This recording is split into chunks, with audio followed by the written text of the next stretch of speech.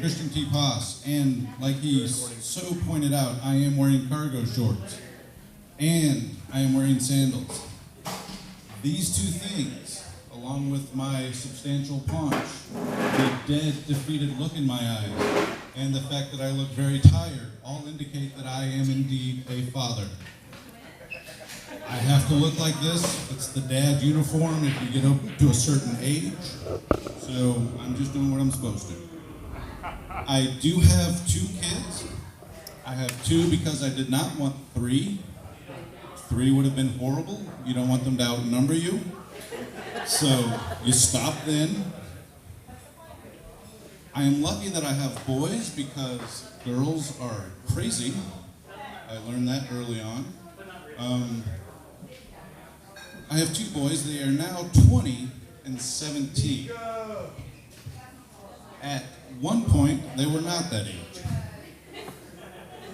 I did make it this far, so I'm almost done. I'm like to the point where I succeeded as a dad. They lasted this long. That's how you measure that. Not if they get good jobs or go to college or any of that. They lasted this long. You didn't kill them. They didn't die. DFACs didn't take them away again, so you're good. You made it. So both of my children are colorblind. They were born that way. It's kind of a weird thing. At first, we weren't sure if the second one was colorblind or if the fact that the first one taught him his colors. And then we had him tested, and sure enough, he was colorblind. So, that's fine.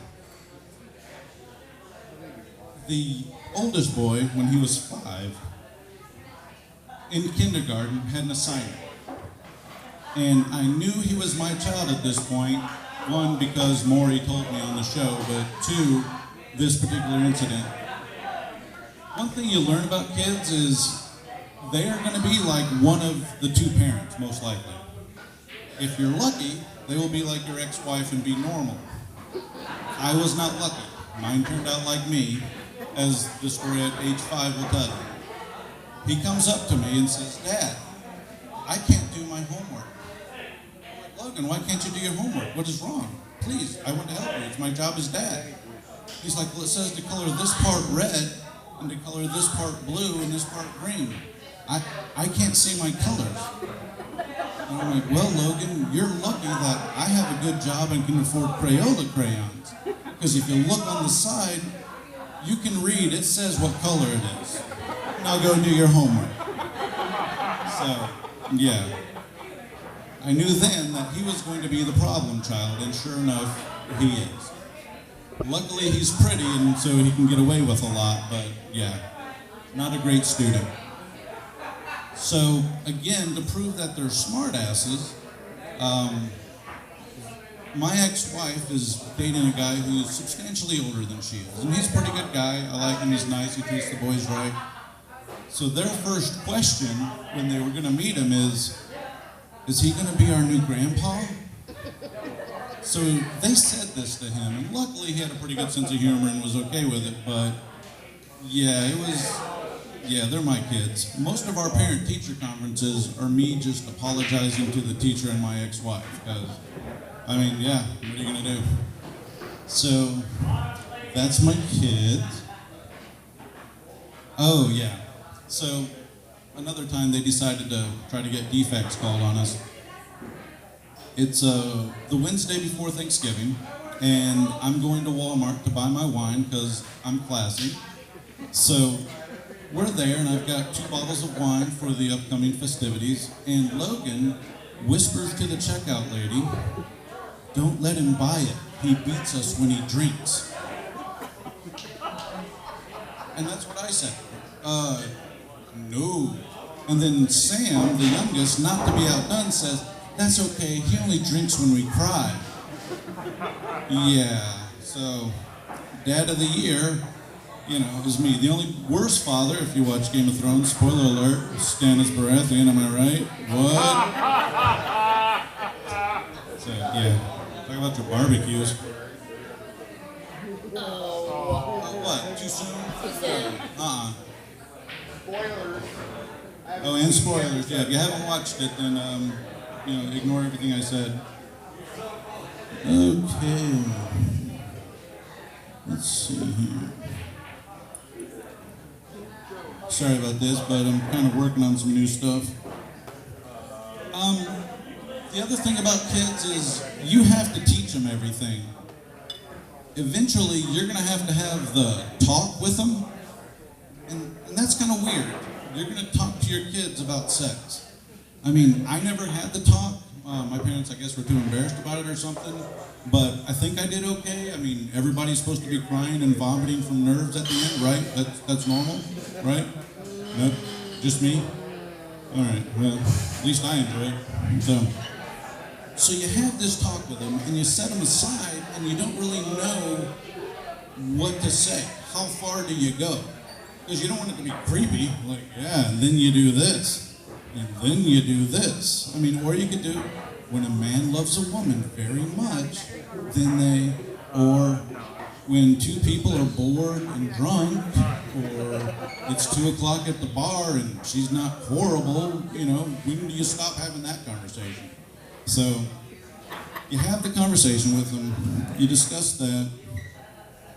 The other thing is, what if by the time you talk to them, they know more than you? Then you're just embarrassed. You're like, oh, that is a good idea. I should write that down. Huh. And then oh, okay. No, that makes sense. Oh, okay. No. That makes total sense. So, not that I did that, but I heard about that. So,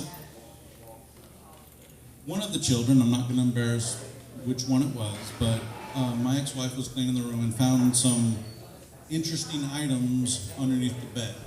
And by interesting, I'm talking full-on bondage and fetish gear, with manacles and a gimp suit and everything. And she called me up and she said, well, what are we going to do? Well, for damn sure not going to spank them. I mean, come on. That's just going to play into it. God bless America.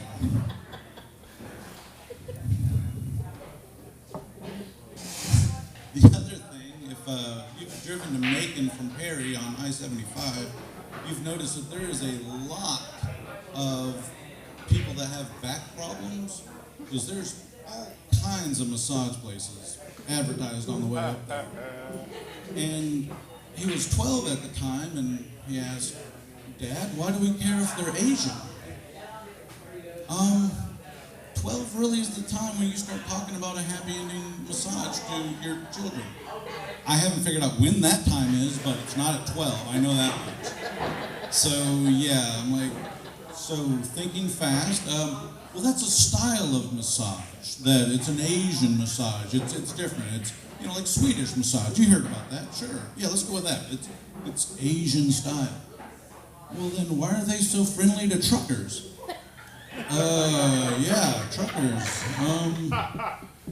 Driving, sitting down a lot, I'm sure you get a lot of back problems. That's why they're friendly that's why they're friendly to truckers. It has nothing else to do with anything else. Yeah. Ask your mom. She has a job as a, oh, never mind.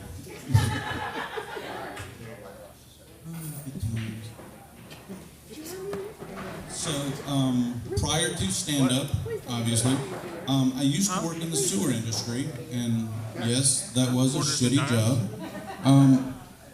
The thing is, it was in Louisiana, and you've heard of rednecks in the South. In Louisiana, there are people called coonasses, and it's like being 1,000 times worse than a redneck, because they eat very, very weird things. And it's a delicacy, because I found it in the mud. So, yeah. So our customer service person calls me into her office and says, hey, can you understand what this person is saying?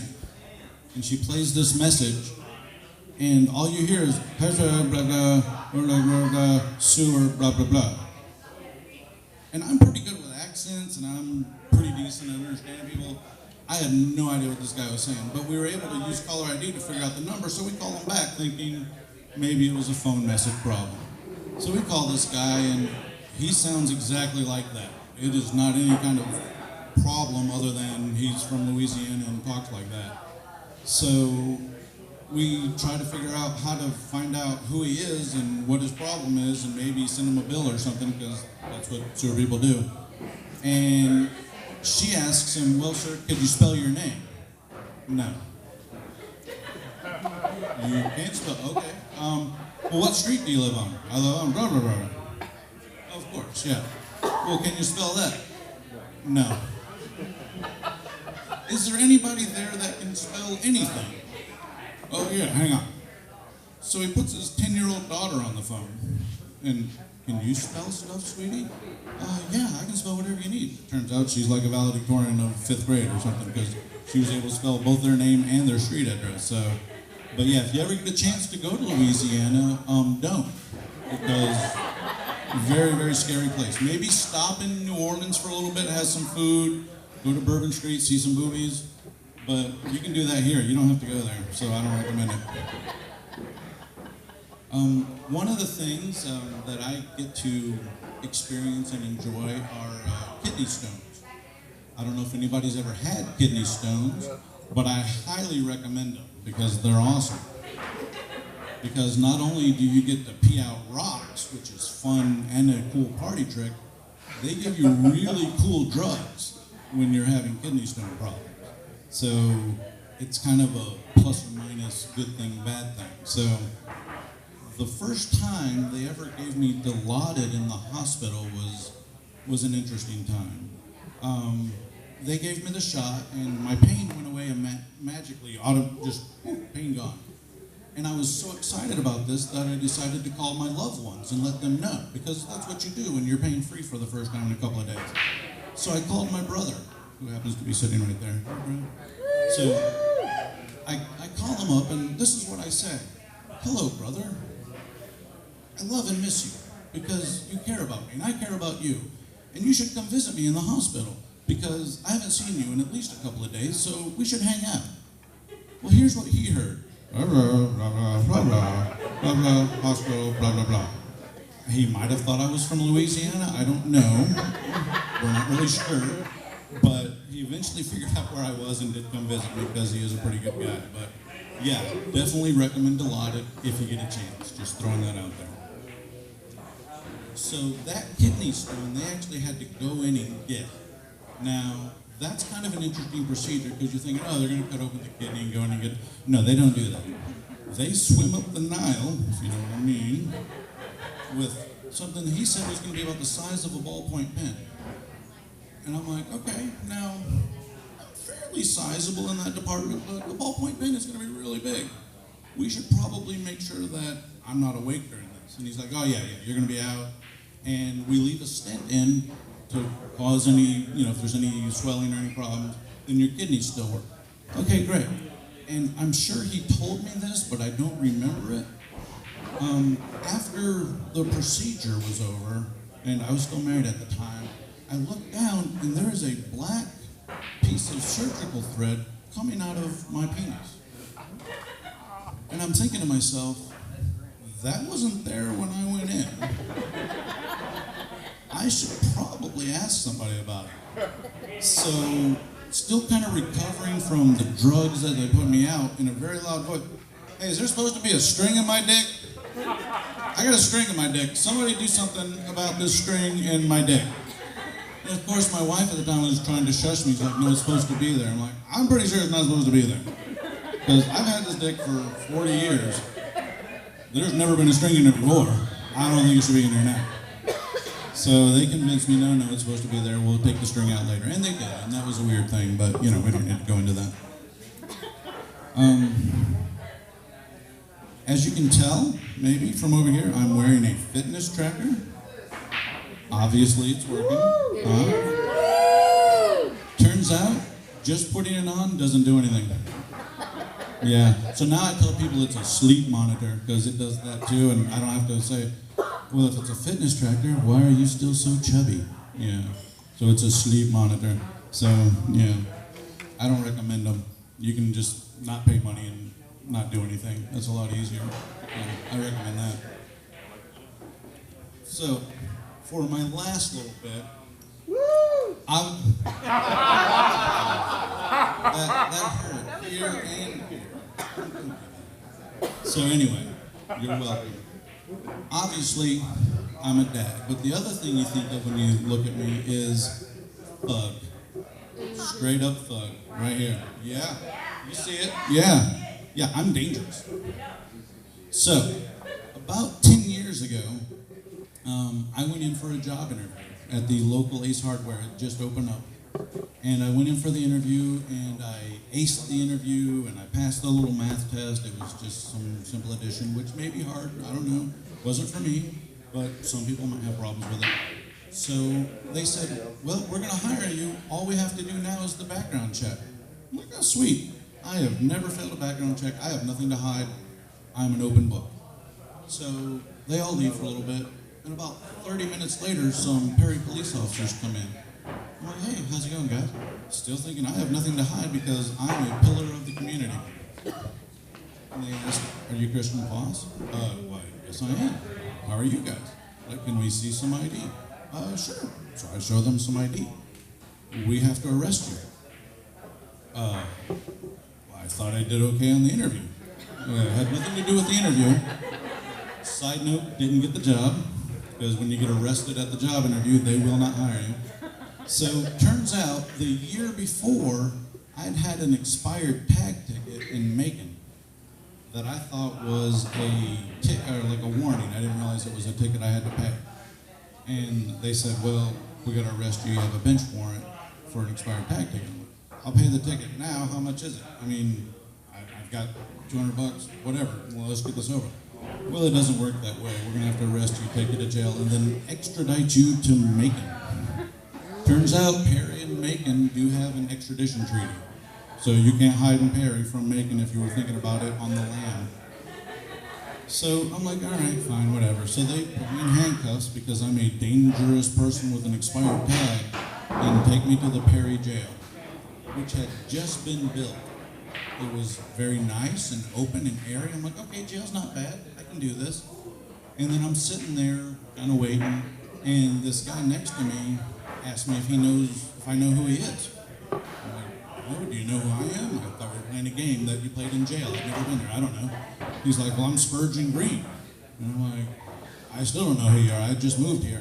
Turns out Spurgeon Green was a doctor who went to jail for killing a bunch of his patients. He way overprescribed Oxycontin.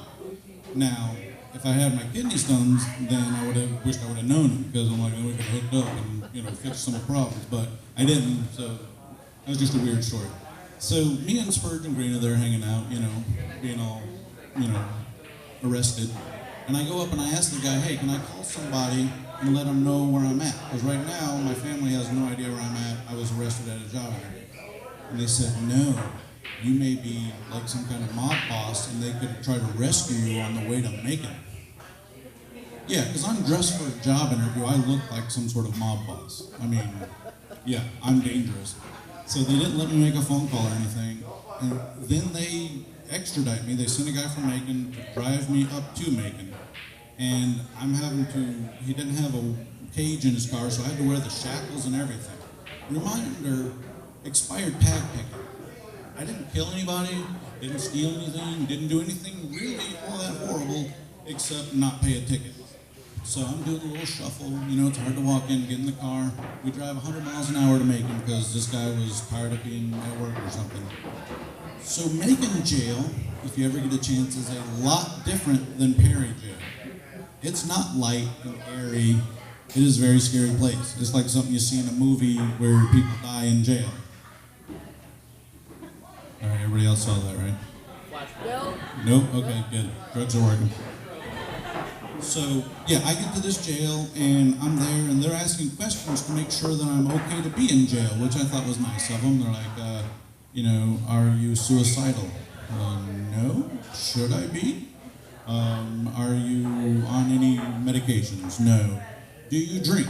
And I'm like, yeah, I have a couple. Well, the drunk tank is right here next to me, and some guy in the drunk tank, you got a couple. You don't know me. He doesn't know my drinking habits. How does he know if I have a couple or not? It's a couple. Let's just go with that. So the cop finally realizes, okay, you're safe to be in jail, and says, all right, you need to go back around in the corner to the shower. Oh, no, I'm not going in the shower. I've seen Oz. I know what happens in showers. You're just going to have to shoot me now. I am not going. He's like, no, you don't have to take a shower. All the other cells are full. We're just going to have you sit in the shower. I'm like, okay, I can do that. So I go and sit down next to this young gentleman, and he's like, oh man, I thought you were a cop. Because I'm dressed for a job interview and doesn't look like I should be in jail. And I'm like, I'm going to get beat up in jail because I look like a cop. This is not a good thing. All for an expired tag ticket. So eventually the shower fills up and we don't ever have to take a shower, which is good. And they move us all into the drunk tank with the guy who questioned my drinking before. Turns out his name is Mac. He's a very nice guy. We still write, so he's all right. But for the longest time, I'm the only white guy in this jail, which is okay normally if you're the only white guy in a place. So maybe jail, because then Mac is telling all of these younger black guys, your guys' problem is the cracker. And he's pointing at me. And I'm like, yeah, we should do something about all these crackers, because I don't like them either. Because I'm with you guys, yeah. Down with the crackers. And yeah, that was very scary. And every time somebody comes in, they always ask, what you in for? What you in for? What you in for? And I didn't want to say, I'm in for an expired tag. Maybe you should beat me up now. So I didn't say anything, which for me is a big deal because I like to talk. And I'm not saying anything, ever since me and Spurgeon, bonded, I haven't said anything. So I'm there and just like, nope, not going to say anything, not going to ask any questions. I'm not even going to use the bathroom because it was scary looking. It was this stainless steel affair with a sink above it, which can't be sanitary, but anyway. So finally this one guy comes in and he looks pretty rough. He looks like he would hurt somebody just because. And they asked, what you in for? And he said, suspicion. And I wanted to ask, suspicion of what? But I didn't, because I'm still not talking to anybody, because, I don't want to get beat up.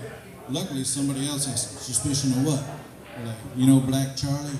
Oh, yeah, man, somebody beat that N-word to death. Yeah, they think I did it. And I'm looking at him like, I think maybe you did it too, but I'm still not saying that. Because he'd been hitting something, his knuckles were all jacked up and beat up and everything. Most of the people in there were in for parole violations. And finally, another white guy gets put in jail. I'm like, oh, all right, so I got another cracker. Yeah, we should beat this cracker up. I don't like him at all. And they asked, what you in for? Parole violation. Okay, and then he decided to expound because parole violation wasn't enough. Turns out he had gone back to the Walmart where he'd gotten busted for shoplifting. This is the day after he got out of jail for shoplifting. That same Walmart, and shoplifted again from the same one. I'm like, there's plenty of Walmarts in the middle Georgia area. You could have picked a different one.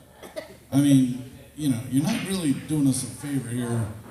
All the other crackers are going to disown you because you're not doing great. So anyway, needless to say, I did survive my jail experience. They eventually let me out, but obviously I'm just a thug dad. I mean, that's what I do.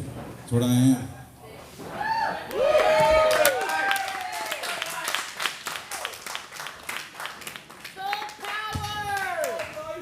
Y'all give it up for Mr. Christian S.T.O. Give it up. Give it up. Cargo shorts are all sexy. Everyone admitted you're strangely around, but they're hot. You're welcome. I forgot what I was going to say. No, I was trying to think of something sarcastic to say, and then nothing comes to mind.